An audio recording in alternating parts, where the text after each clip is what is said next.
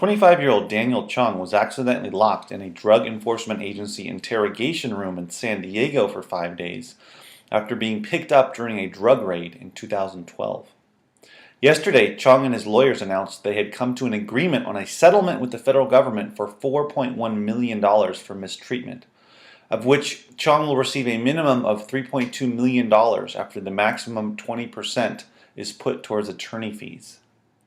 Chong said about the horrific ordeal, "It was an accident, a really, really bad, horrible accident." Chong spent 5 days alone in a 5 by 10 foot windowless room in a DEA building with no food, water, or access to a restroom. He had gone to a friend's house near UC San Diego, where he was an engineering student, in order to smoke some marijuana in celebration of April 20th, or 420. However, he was unaware that the house had been under surveillance for several days by the DEA. Chong was detained along with 8 other suspects, and the house raid yielded a large haul of ecstasy pills and hallucinogenic mushrooms, plus weapons and ammunition. Once Chong was questioned, he was informed that he could leave shortly. However, no one came back to retrieve him, and one day turned into 5 hellish days alone. He dropped so much weight, a total of 15 pounds, in such a short period of time that he was able to shed his handcuffs. He began having hallucinations and attempted to bust a fire sprinkler in hopes of finding water, but to no avail.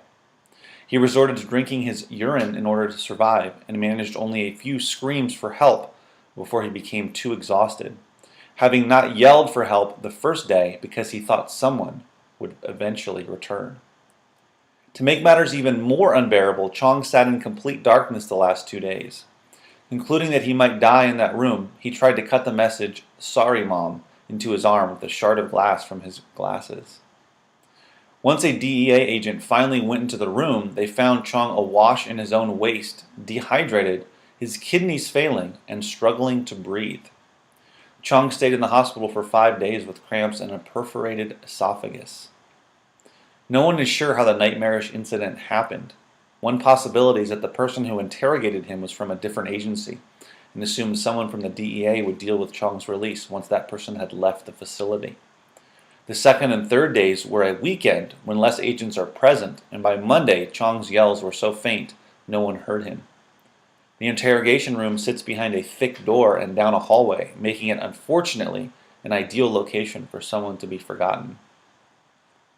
Chong was diagnosed with post-traumatic stress disorder, with one psychologist saying his condition is worse than some combat veterans he has seen, and has gone through comprehensive psychotherapy and continues to undergo therapy today. He's back in school and, not surprisingly, happy to just be living a normal life. Chong is planning to use some of the money to buy his parents a house.